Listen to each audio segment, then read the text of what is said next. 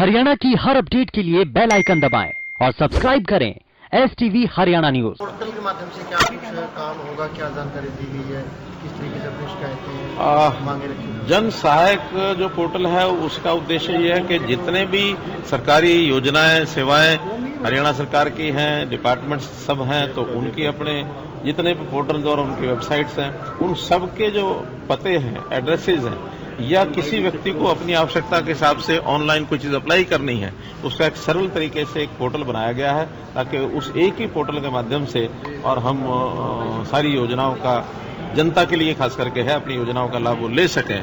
तो एक प्रकार सा एक प्रवेश द्वार हरियाणा सरकार ऐसा करके और ऑनलाइन जो सिस्टम होता है उस पर हमने उसको बनाया।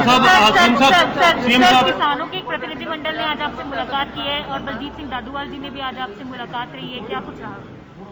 हाँ, एक किसानों का एक प्रतिनिधिमंडल भारतीय किसान यूनियन जो गुणी प्रकाश हाँ की जो यूनियन है वो लोग आए थे, 40-45 लोग। उन्होंने यहाँ आकर के आभार भी प्रकट किया, धन्यवाद भी किया। जितने किसानों के हमने काम किए हैं उनसे सबसे प्रसन्न थे और विशेष तौर पर ये जो 3 बिलों की जिनकी 3 कानून की जो बात हो रही है वो एकदम उससे सहमत थे कि ये कानून एकदम सही है, ठीक है। एक का लाभ उन लोगों ने हमको गिनवाया कि किसके क्या क्या लाभ हो सकते हैं। उन लोगों ने बल्कि मुझे निमंत्रण भी दिया है अपने क्षेत्र में आने के लिए। तो हमने कहा कि भी ठीक है, अगले समय जब भी उनको दिया जाएगा वो एक कार्यक्रम करेंगे। सीएम साहब किसान नहीं, ऐसा कोई विषय विधायक सीएम साहब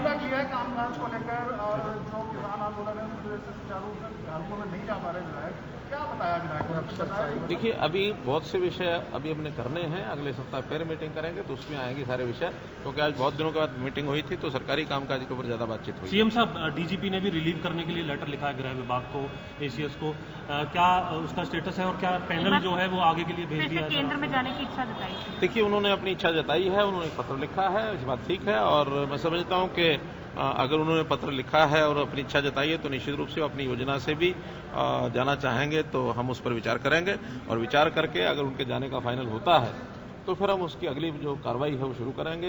एक पैनल जो अगले डीजी को तय करने के लिए दिया जाता है, पैनल भेजा जाएगा। यूपीएससी उस पैनल में से हमको वापस 3 नाम भेजेंगे और फिर नए डीजीपी की नियुक्ति होगी। एक सामान्य प्रोसेस जो रहती है उसको हम करेंगे। ये सामान्य ही है सर? पीछे जो विस साहब का जो विवाद था नहीं, सामान्य है क्योंकि उनका अपना नहीं। देखिए, अब वो बात कोई एक तरफ से नहीं होती है, ये सब मिलकर के सरकार का जो फैसला होता है, जो सामने वाला जो व्यक्ति होता है उसकी भी अपनी योजना इच्छा होती है और सरकार की योजना इच्छा होती है। सब मिलकर के काम करते हैं, हम अलग अलग नहीं करते हैं। Thank you. धन्यवाद। किसानों ने समर्थन किया है कृषि कानूनों का, तो किस तरह से उसको देखते हैं आप?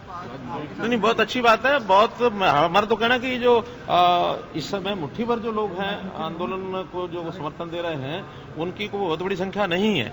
आम किसान जो है उनको इन कानूनों से कहीं कोई विरोध नहीं है। सब अपने सहज गति से उन्होंने अपनाया हुआ है। सबको पूरे लाभ किसानों के मिल रहे हैं, पेमेंट डायरेक्ट मिल रही है। किसान कहीं भी कोई चीज बेचने के लिए स्वतंत्र रहता है, इसको पसंद कर रहे हैं।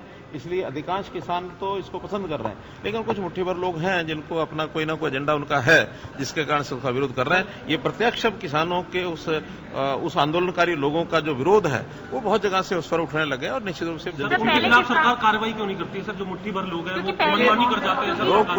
लोग कोई भी हैं, लोकतंत्र में हर किसी को अपनी बात कहने का अधिकार होता है। आकर जो विरोध कर रहे हैं ये भी हमारे ही अपने हैं, जो समर्थन कर रहे हैं वो भी हमारे अपने प्रदेश के लोग हैं। इसलिए कोई बहुत बड़े एक्शन लेने का विषय ऐसा नहीं है। लोकतांत्रिक तरीके